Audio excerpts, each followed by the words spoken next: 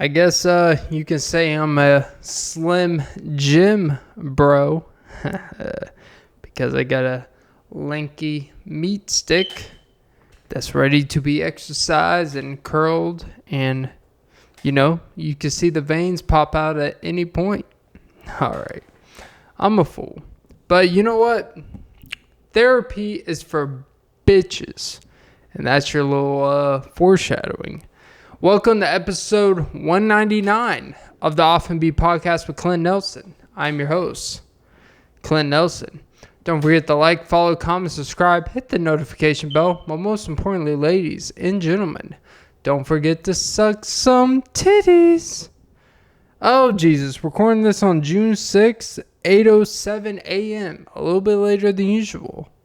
And no excuse, honestly. Well, I do have one excuse, but I'll keep it from the audience for performance reasons. But yeah. Therapy. Therapy is one of those things that us men and us really as a general population, we get criticized for. It is this go-to that if you have any problems in life, just go to therapy, right? And I think therapy is one of the most overrated, promoted, trendy things we have going on in the world right now. I would never try to convince someone not to go to therapy. And that's the misconception. Is that I'm not saying therapy is complete nonsense. I'm not saying it's complete bullshit. I'm just saying that I think going to therapy for a lengthy amount of time is more detrimental than it is, I guess, productive. Therapy should be one of those things that should be a temporary thing. Because I'm a believer that most issues have to be solved internally. And that talking to a random stranger that you're paying who is incentivized to continuously tell you that you consistently have a problem over time, and they are incentivized to tell you why you should keep coming back to them is not maybe the most productive way to go about your issues. And that's the issue. Therapy is a very profitable business. I haven't looked up the numbers, but when I listen to podcasts, a lot of sponsors are BetterHelp.com, and they are very therapy driven. It's easy to say that therapy will fix your problems, but in my opinion, I think therapy will actually cost you to continuously believe that you have nothing but problems.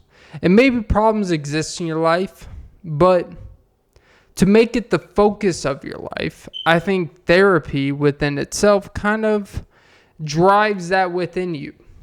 That, if you have a problem, you need to go to therapy. I'll admit, as a younger adolescent individual in my young teens, I used to go to behavioral therapy for certain issues, right? And I realized at a certain point, I know health insurance is paying for this. But, my mother, she spends a lot of extra stressful time to take me out of school the first 2 hours a day, every Thursday, to go to see this Dr. Indian woman that sits there and tells me about why my anger problems are a fucking issue. And I get it. And I'm not someone to open up too much. Well, at least open up, out of the mouth. Oh, I'm a mouthful, all right. But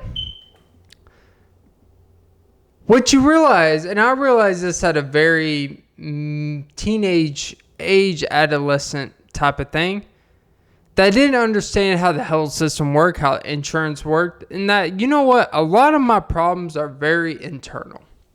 And as someone sitting there listening to me and my correspondent vent about my issues is not really solving the problem.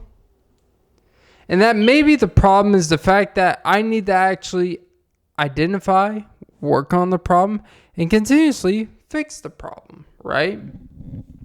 And I think therapy is this kind of basic ass excuse to just pretend that you're working on something Because it's the bare minimum that you could do to actually just say like, hey, I'm seeing a therapist.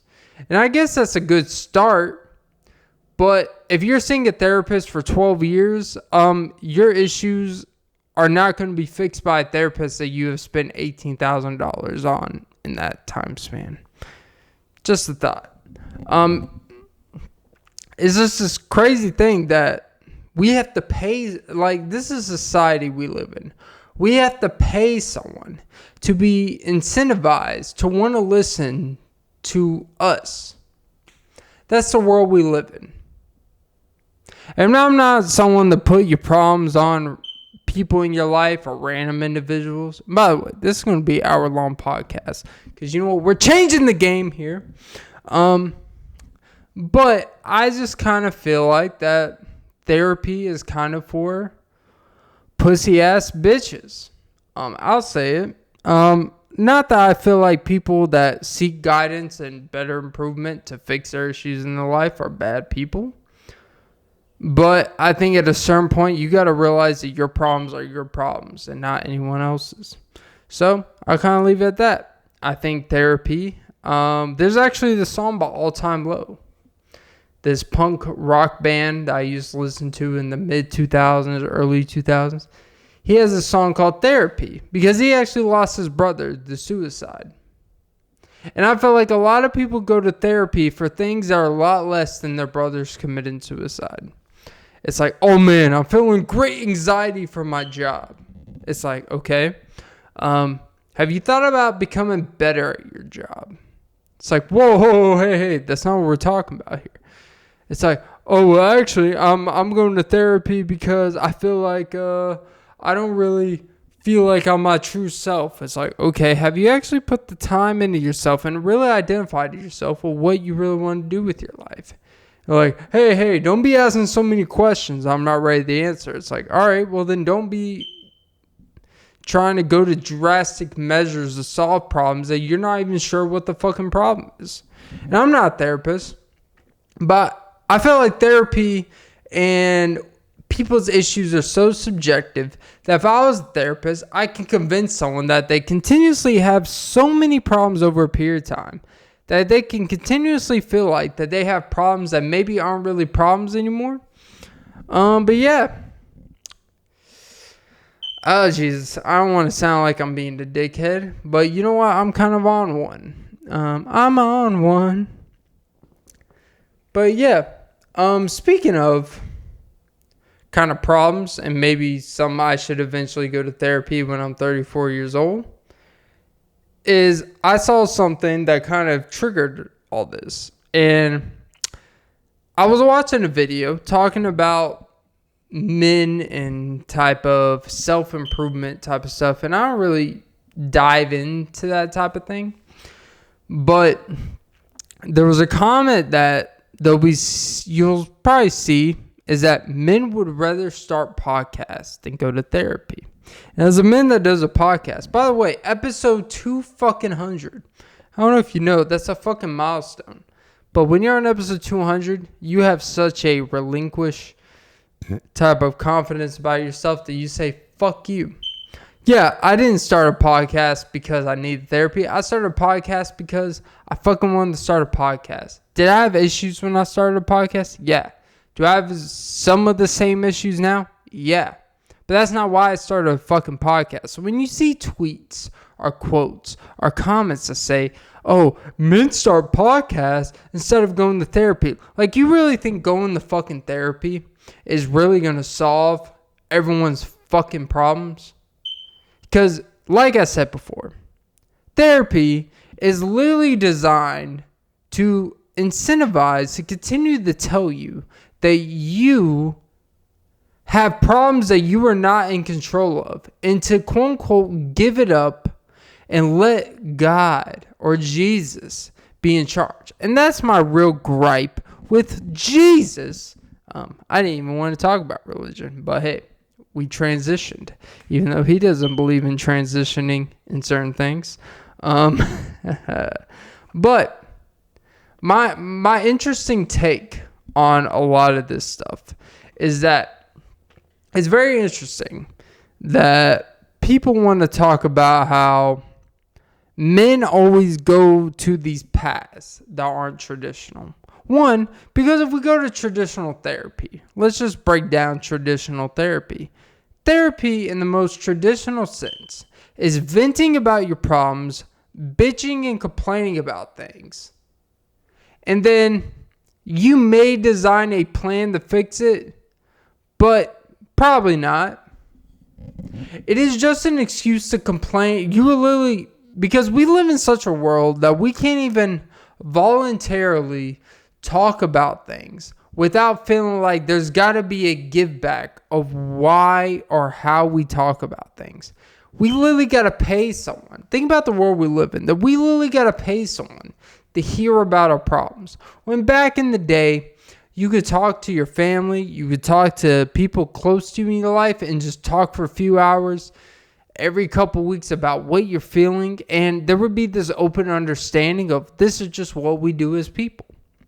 But nowadays, it's everything's got to be monetized, everything's got to be profitable, and not everything is the most genuine of form. And yet people wonder why don't you talk about all your trauma? Why don't you talk about all the things the way you are? Why don't you talk about all your faults of who the fuck you are as a person? And you're just like, why the fuck would I? Why the fuck would I involve my health insurance to bump up my rates just to tell you how I feel the stress of the world is breaking me down?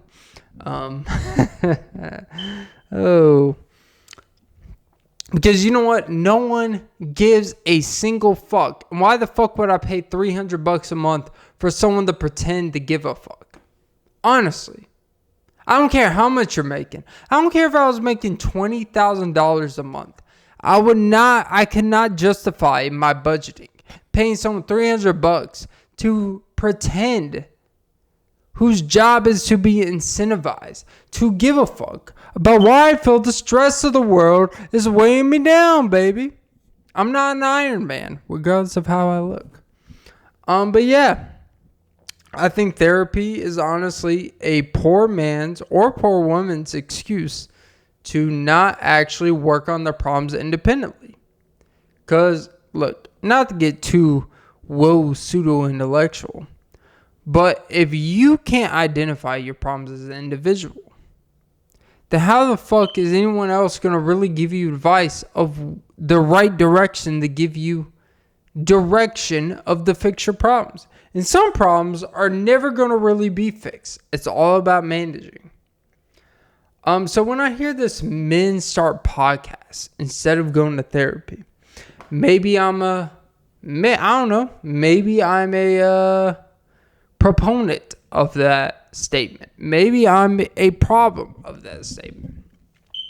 And I would reply to that simply, let's say starting a podcast was a better therapeutic method than actually going to therapy. I know, crazy. Maybe actually talking about things I enjoy. Maybe actually feeling like my voice is heard. Maybe actually feeling like I can actually provide a very specific personality that the world actually gives a fuck about, instead of talking about my most vulnerable, deepest feelings, actually brings more value. It makes me feel better about myself than just telling someone about why the fuck I was raped when I was 8. Not literally. I was never actually raped. I'm just giving an extreme example. But I don't think I was raped. I don't know. That'll probably be blocked in the algorithm. But the point of the matter is that I think therapy has become this trendy thing that I think people want to latch onto, but not actually understand. Why am I going to voluntarily go into something that is so vulnerable but has very little rewards to? What about therapy is rewarding for a grown adult, especially of the male specimen? Oh, great. I get to spend my hard-earned money on someone to tell me about why my problems are not really why the problems are really the problems. Oh, great. Like all my conviction and everything I've learned of life is just bullshit. But because you understand human behavior in a very specific manner that's not very specific to human situations, says, hey, you're not actually feeling the way you do because of what you're feeling the way you do. Okay, I'll go fuck myself, right? All right, I've gone way too long on that. That's like 15 minutes plus. So I guess it's like, why is therapy the most I actually kind of wrote some of this stuff down in notes because I actually want to have something to talk about. Why is therapy the presumptive solution to our problems, right? Why do we think that talking about shit is actually the best avenue to actually go about it? For example, if I were to ask you, hey, why did you and your girlfriend break up? Do you think telling me, even if you know the 100% truthful answer, do you think telling me the fact that, oh, your girlfriend just actually wanted a sexually more advanced, that a more physically appealing man, someone with more masculine traits, do you really think telling me that is going to make you feel better? Like, hey, you know what? I just realized the truth. I just wasn't man enough. Like Tony Braxton, he wasn't man enough for me. Even though she sounds more like a man than the man she's complaining that was not man enough for her. Can't make the shit up. He wasn't man enough for me. Or was it Tamar? I don't know. They're all the same. The Braxton family values. I'm such a fool. But yeah, therapy. Shit, what was the... Hold on. Sorry, I actually wrote this shit down. I want to make sure I stay on topic for you fellas and ladies. Why is therapy the presumptive solution? Okay. Therapy has become this backdraw that if we feel that we say the word therapy, it sounds, quote unquote, literally therapeutic. When you go get a massage after a long week at the job, it feels therapeutic, right? You feel like, man, like, I'm getting the kinks out. I'm getting the knots out. Like my hair. Ready or not, here I come. Curl my dick and your baby is young. Oh, Kim Jong-un. Don't worry, we're still under the baby limit, baby. Damn, I'm getting kind of serious on this episode 200 episode. But I think therapy is one of those things. I'm tired of seeing these sponsors. I'm tired of seeing promotion for things. For people that have never actually participated in real therapy, because as a young adolescent, as I mentioned before, I actually participated in psychiatric or type of psychiatric therapy in some sense when I was younger. So when you actually see it from a young age and you actually grow older, you see like, man, like as a young child, since I don't know better, they're going to make me deem like everything I do is the problem. And I'm not acknowledging that I did not play a big factor of my issues. And I acknowledge my issues. But as you get older and you live a life and you understand how the world works and you understand what personality traits are actually necessary to succeed and the parts of yourself that are actually very beneficial, even though they were deemed to be very harmful as a young age, like being very crass, being very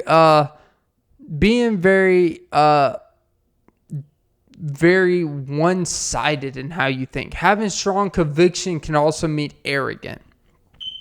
Having anger issues, even though anger leads to aggression, which aggression typically leads to a very direction of life that is very necessary to succeed if you want to do certain things that consider nothing to direct you but you directing yourself. Sometimes a heavy aggression and conviction that's sometimes blind at times is very necessary. So there are very character traits that maybe when you were younger, these psychiatrists, that the one identifies himself just because they took a couple courses at a nice university in the middle of a southern state. And they're Indian. Oh, Dr. Indiges, shout out. I'm not saying they didn't know what they were fucking talking about, but I was saying the rent for their psychiatric department was a lot less than what the fuck I pay for where I live. And there's caterpillars all over the place. But yeah. So I just think therapy is a poor person's, not literally a poor person's, but I think it's a lazy excuse to pretend you're working on your problems. I think that should honestly just be the title. Therapy is a poor excuse to say that you're working on your problems. But anyways, speaking of someone that needs therapy, so I'm a big consumer of comedy podcasting, right? And I think comedy in general is a very interesting thing to consume, right? Because obviously there's a humorous aspect. But when you have comedy podcasts, you start getting to know people's personality. And you start hearing all the stories they talk about. And one thing I picked up consuming comedy podcasts and comedians is there is this normalization of alcohol and drinking. So, let's say someone like me who's pursuing the podcasting avenue, right? And I guess you could say more along the comedy, society, culture, whatever. I've thought about doing stand-up a little bit. I think I'd be good if I really put in the time and work to design certain jokes to be very specific. But neither here nor there. But I think there's this weird normalization of alcohol, specifically alcohol, because obviously drugs are present everywhere. But alcohol is this very normally accepted thing when we're listening to comedians. So there's this comedian named Bert Kreischer, right? He obviously had a recent movie called The Machine come out. And honestly, I've never actually really listened to this big machine story that's now turned into a movie. I know that's like his biggest thing that he's known for, but I've never really listened to it from beginning to end. I just know that's what he's known for. But I listen to his podcast, and I find him, at the very least entertaining, sometimes annoying, blah, blah, blah. But whatever. But there's this normalization of alcoholism in comedy.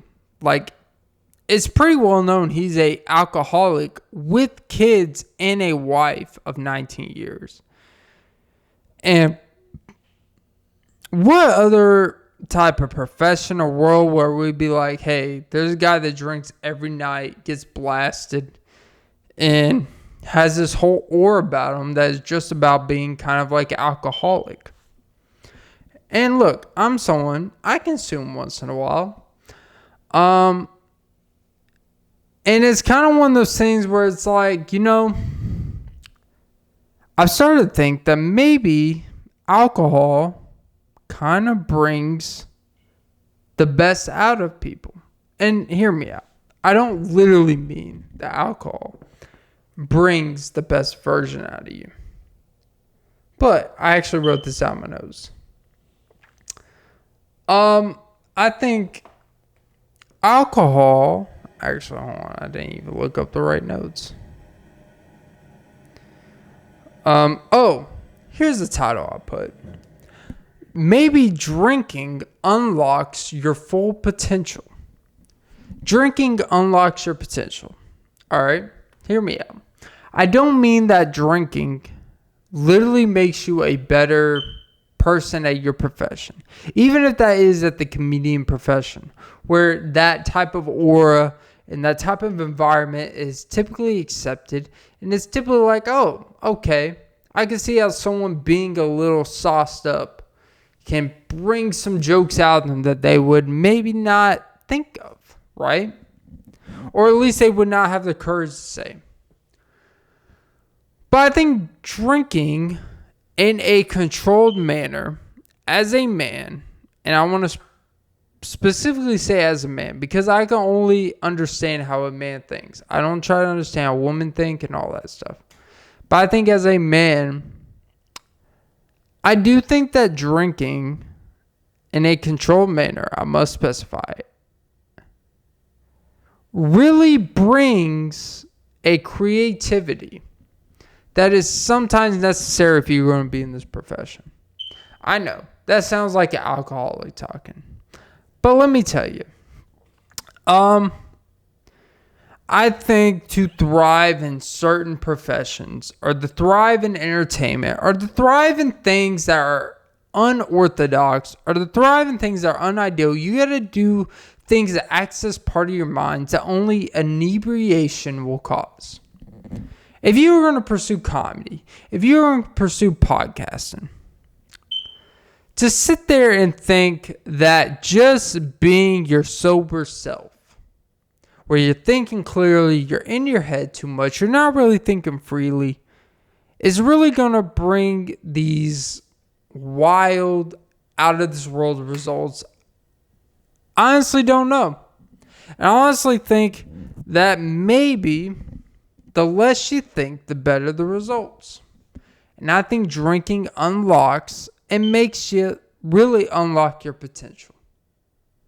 And that is contrary to anything you've probably ever heard in your life. But if you have time to listen to this podcast, it's probably actually not fully crazy. Because as this podcast is growing audio-wise, 15,000 views, by the way, all time. Well, 15,000 listens, I should say. But the video is growing too. Couple extra subscribers now. And as episode 200, I keep forgetting it's episode 200. But boy, like, it is very interesting. Like, as you get older, the things that are created as stigmas in your life are somehow kind of made sense for why the things you listen to and consume is considered normalcy. Like, grown 35 to 40-year-old adults are saying, like, hey, alcohol, like, look, it can become a problem. But let me tell you, when you're on it, that shit brings you to a level that if you maximize when you're on it, can really fucking make you be something. Your true self. Maybe alcohol actually makes you more of your true self. People make an argument that actually alcohol and drugs and stuff, it actually makes you a weaker version of yourself. Maybe it actually makes you the stronger version of yourself. It brings you the strength to actually be vulnerable. It will actually bring you the strength to text someone that, man, like, I actually think you're really fucking beautiful. Maybe it's weak because in regular everyday life, without the alcohol, you wouldn't be able to tell. But maybe it's a strength because with it, it accesses a part of you that says, fuck it. I'd rather you live with the result than not, right? But yeah. Alcohol drinking unlocks your potential. And that is not an advice you should ever give to young men. So this is why I should never lead a self-improvement channel. But, and it also sounds like I'm making an excuse to justify drinking and stuff like that. That's not what I'm saying. All I'm saying is that if you truly are truly comfortable in who you are, drinking doesn't have to be this taboo thing. Doing drugs, doing substances, doesn't have to be this taboo thing that you have to hide around people. I think the issue is more when people feel like they gotta hide it. Like, either own it and be like, hey, this is what I do, and I know what I'm doing it, and I have a purpose for why I'm doing it. This is episode fucking 200 of the Podcast. I'll just admit, I'm a little sauced up. Not too sauced up, but I'm a little saucy. I'm like Sauce Gardner, corner from the Jets. Because I'll be picking off your INTs. You can bet. And I'll pet you on the head. And I don't even got a pet. Oh, man. But the way you be The way I be speaking on the podcast, you would think I have Tourette's. All right. But yeah, no, seriously. And you hear a lot of these self-improvements when they get in the 30s and 40s, right? And maybe I'll be like that. They will tell you that they just stopped drinking alcohol because they worry about the after effects of, like, man, it just wasn't worth it. And I get it, right?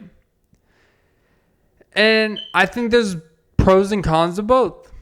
Like anything in life, there's pros and cons of both. It's easy to say that, hey, yeah, it's easy to look back. And it's weird to watch yourself when you're inebriated, right? Like to see, because you know when you're different. You know when you're speaking about things from a purest form that you may not or may have been comfortable sharing to the public or to whatever you may have posted on. But it was honest. That's why I'm not a believer that alcohol makes people say things they don't want to say. It just means that they said something that they didn't want to cause a problem. And you know what? There's a skill in that. You know what? And sometimes that's enough to be like, hey, you know what? Maybe I shouldn't do this. But yeah, I'm like 30 minutes in. I should probably change the subject. But yeah, I guess the moral of that is, so yeah, I do think that drinking sometimes for maybe it's an introverted thing.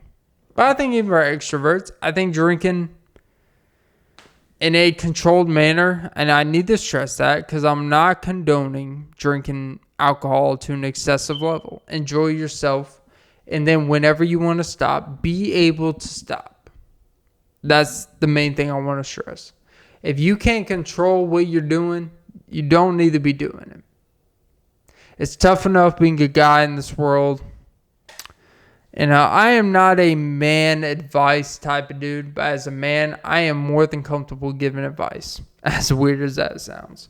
Because you know what? I think I have a good combination of ambitious and life experience. You know what? This is episode 200. I don't know if I mentioned that. Don't forget to like, follow, comment, subscribe, but don't forget to suck some titties. I don't know if I said suck some titties earlier, but in case you forgot, do it anyways. I do think it's very important to kind of just enjoy who you are. This is more of like a reminiscent podcast. Think about anniversary episodes. Like now that I think about it, right? I remember when I did episode 100. I remember exactly what I told that. It was I went from episode 1 to 100 real quick. I did a Drake line, right? We went from 0 to 100 real quick. Because at that time, I was posting episodes like fucking crazy, man. Like 5 times a week. I think I got to 100 episodes in less than like 8 or 9 months. Now, it took me like another year and a half to get another 100 episodes. That shows you how much my mindset and life has changed, right? So I think every time you hit these milestones, it's good to assess like what it took to get here and how different you are. I went completely sober for years when I started this podcast. I didn't drink after a certain amount of episodes because I cleaned up my life. But now that when you get your life in control and you can incorporate some fun and actually feel like you're actually like a normal person, a normal balanced person, and not feel like you gotta go to these extremes to just be sober. Like, think about like someone who's just like, I have to be sober to be a completely like one-sided, monolithic, productive person. Is that really someone that you can really trust that has to have everything be an exact way to work? Or do you need someone to be like, hey, I know I made some weird decisions the past couple of days, but I'm still going to get shit that I need done? Who do you trust more? the person that has to have everything aligned perfectly for them, or the person be like, hey, yeah, this happened, but you know what? I still got what I need done. And I actually think that a person that could balance some normalcy in their life is someone I trust more than someone who has to live a very specific, individualistic life to actually be worth the shit. Because it's not realistic. But yeah, I don't know. Any jizz. I'm like 36 minutes in, so I think I'm going to change the subject. I've gotten a little too sentimental here. But yeah, I'm like a yellow glove, because when you tuck on my wiener, I'm like Anthony Weiner, because the Florida governor's position is always available. Oh, don't give me those crocodile tears. Actually, I saw a video earlier where someone had a pet alligator for pet support, or what is it called? Emotional support. And his type of rationale was like, hey, and they showed, he put his hand in this alligator's mouth and it didn't bite it. I'm like, oh, okay. Yeah, you know what? Sometimes you put your dick in your girlfriend's mouth and she doesn't suck it. That's kind of my rationale for it. It's like, but you know, once in a while, she might be in the mood. Damn, that sounds like I'm actually talking about some extreme, like, rape fantasy. Oh, my God, Clint. But, hey, she's like an alligator. She be chomping at the bit. Oh, damn. Not literally. Because, obviously, I would never stick something inside of something that was not informed ahead of time, because I am not a Gen Z Republican lib. I know that was a huge contradiction, but that's kind of the point. People like pointing out those libs, those conservative libs. It's all the same. It's like this podcast. I just ad lib. And next thing you know, her bones are like, damn, baby, let me get an ad bib, because I be throwing up on your chest. And you my baby, girl. But yeah. I don't know. Yeah. Oh, jeez. Yeah, there's a lot going on in this life. I thought about recently, because this is episode 200. I don't know if I mentioned that. That's kind of, I feel like there's going to be like the tagline in the archive. If anyone were to ever like, please like clip this podcast so I don't have to do the work. Please just clip it and do the work for me. But yeah, I've thought about like, damn, like every time I hit like the 100 episodes or 200 episodes, I'd start thinking about like, damn, like, you know, I've really done this shit. And I can't say a lot of my life that I followed through on shit, to be honest. But as I've gotten older, I've become a lot more disciplined. I've become a lot more comfortable in what I want to be and who I am. So it's like a tick in the right directions. And I'm going to say here, because you know what? I'm feeling good about myself. By episode 300, I want to have 1,000. No, you know what? Fuck it. I want 2,000 subscribers on the YouTube channel. That's what I want. By episode 300, I want 2,000 fucking subscribers. So that means I'm 1,953 subscribers away from hitting my goal. But I feel like I'll have a catalog to back up what the boys been speaking. I honestly feel like, and I mean this genuinely, and I don't mean this to high off my high horse, whatever the fuck that means, or the tilly off the willy wagon. But I honestly feel like I'm the most underrated podcast in the world because of my production value. Because I don't hit the algorithm with the way I title things, which I'm working on. But most importantly, because I don't think there's a more passionate podcaster on the planet. Like in terms of people that aren't getting paid for it yet. I honestly don't think that. And that's not me having an extreme ego. But I try to listen to some low-key underground podcasts on my level. And I listen to what the fuck they talk about and how they feel about things. And they are either, quote-unquote, afraid to go there and what they really fucking think. They say generic things, or they try to bush around the idea by being over the top, facetious and funny, and try to be like cool and swaggy with it.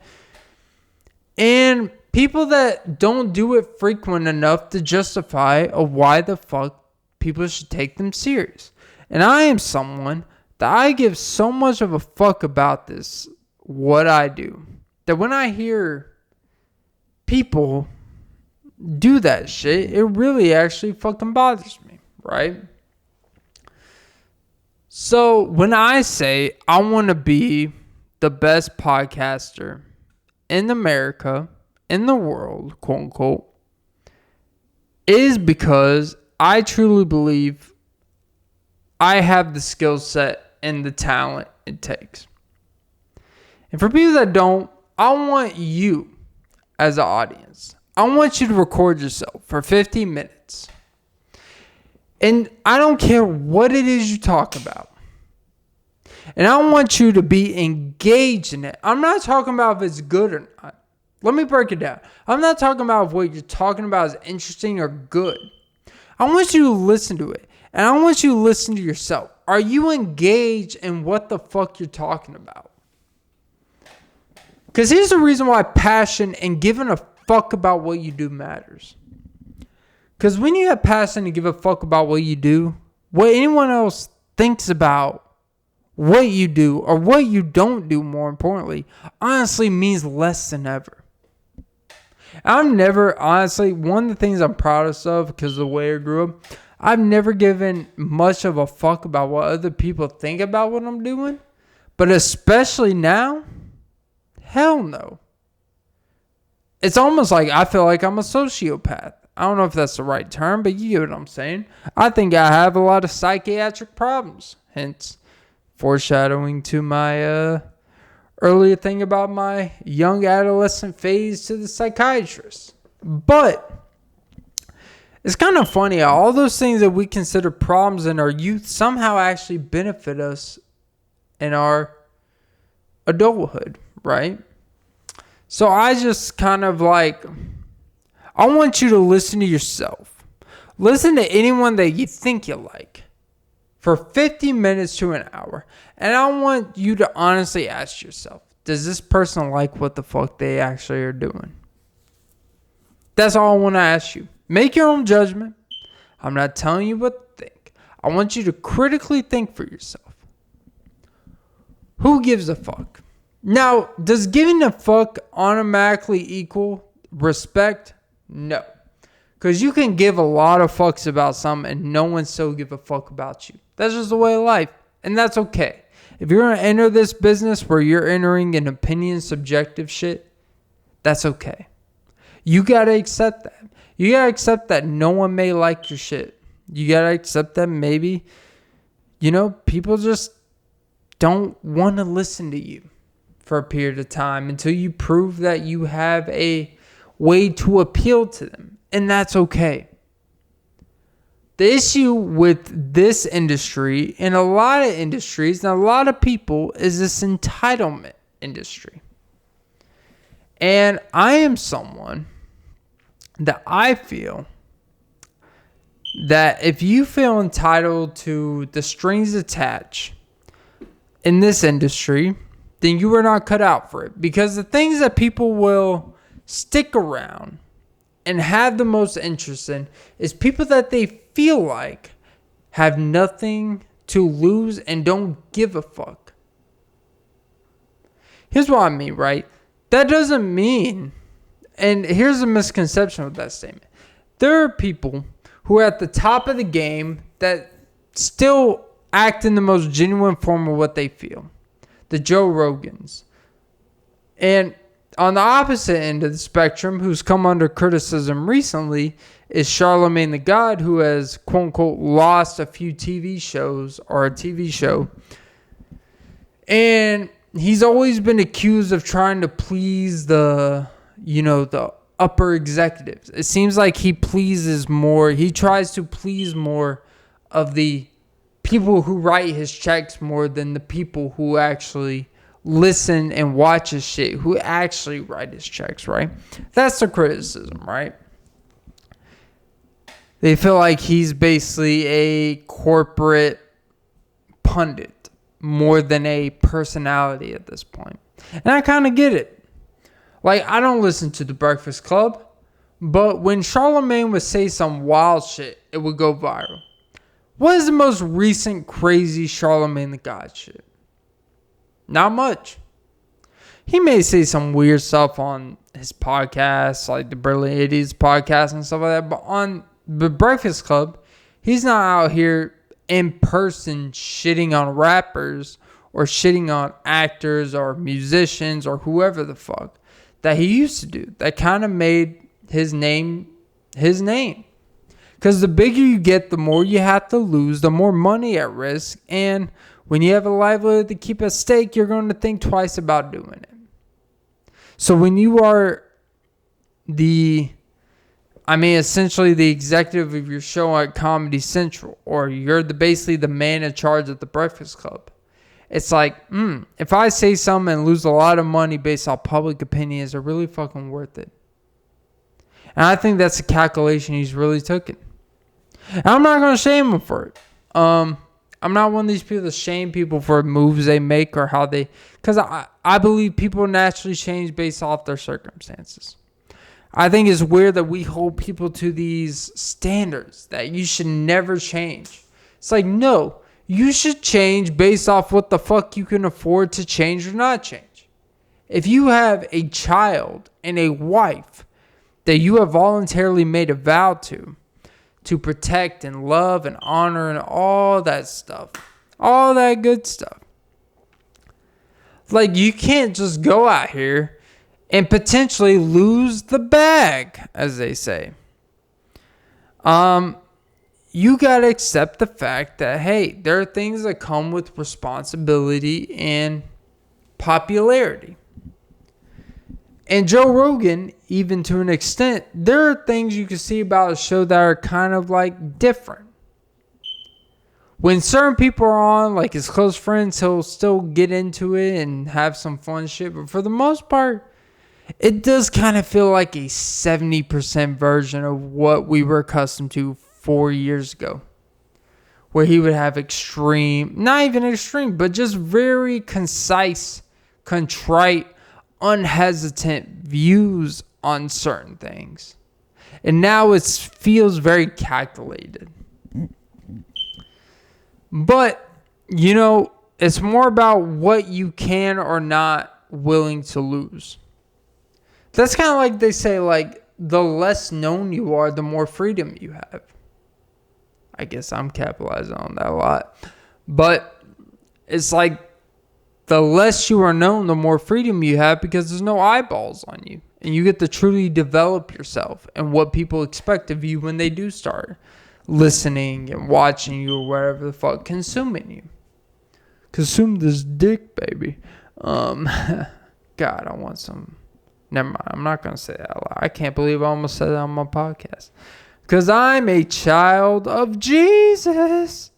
But Jesus, hey there, across the border over here. But yeah, anyways, I think I'm going to move on from that because I feel like I'm getting too deep into it. For the last 11 and a half minutes, because I'm determined to hit the hour mark because I'm really feeling like I got a lot to say. So we're going to have some fun here. All right, kids, if you turn the handle, you'll be like John Randall.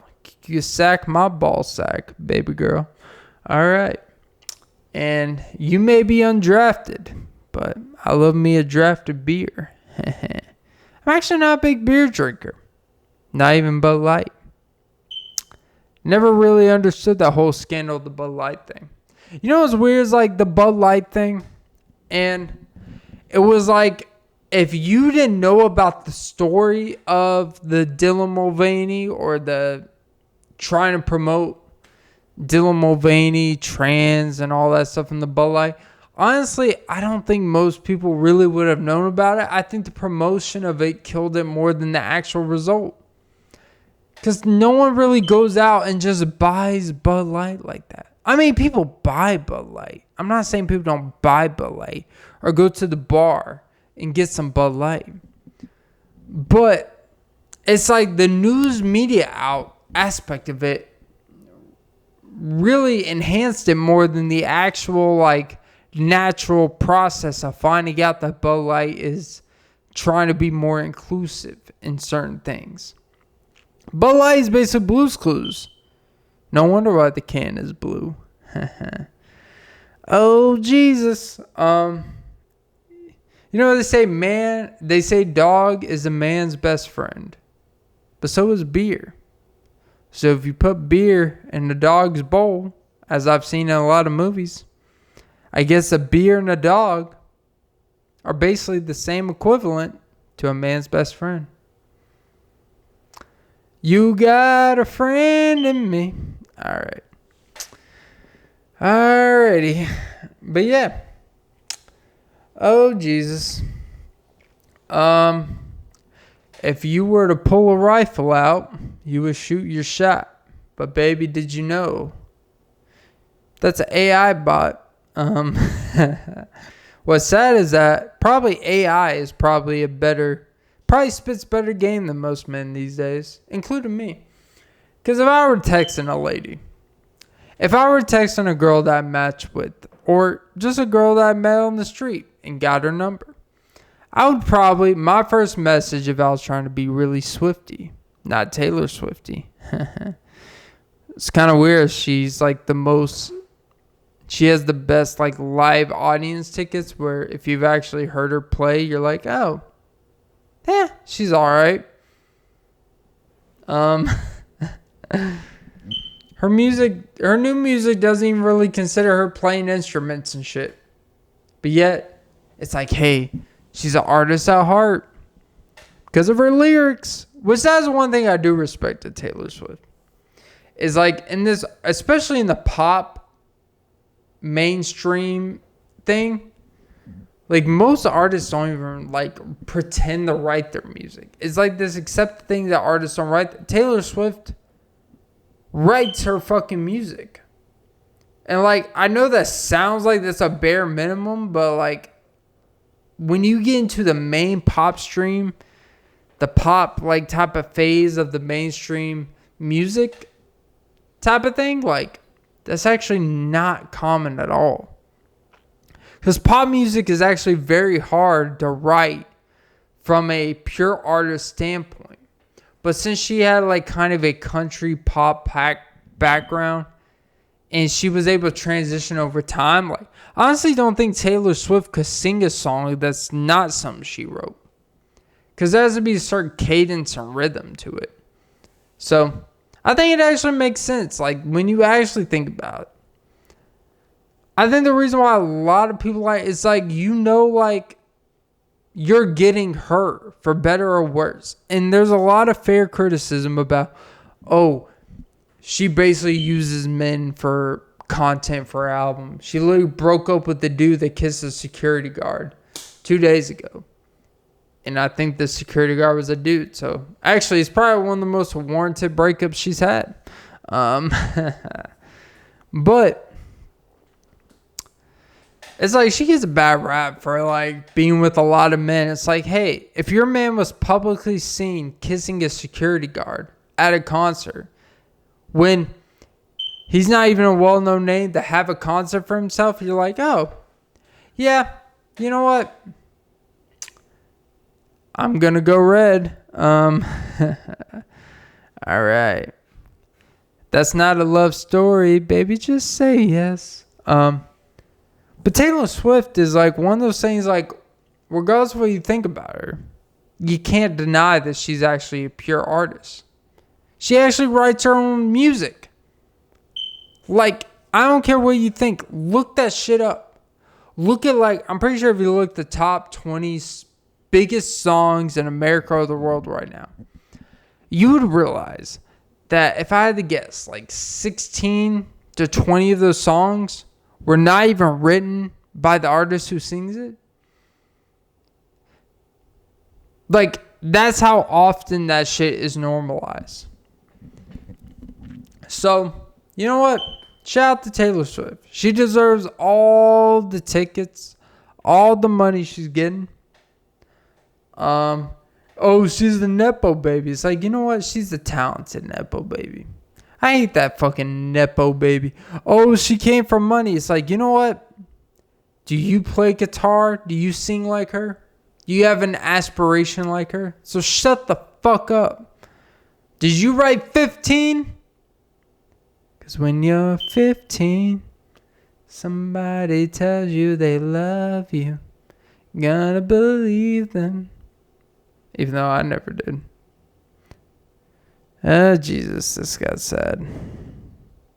But hey, if you're R. Kelly, when you're 15, she will tell you she loves you. And not only will you believe it, but you'll put a ring on it. All right, Clint.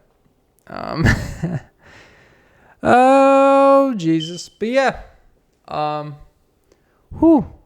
I don't think I've done an hour-long podcast in a long time. I'm doing it just for the sustainable viewers out there. Just for the core audience. So you know what? Here's what I'll do. For the last 3.5-ish minutes, I'm going to talk about how I feel being 200 podcasts in. I feel pretty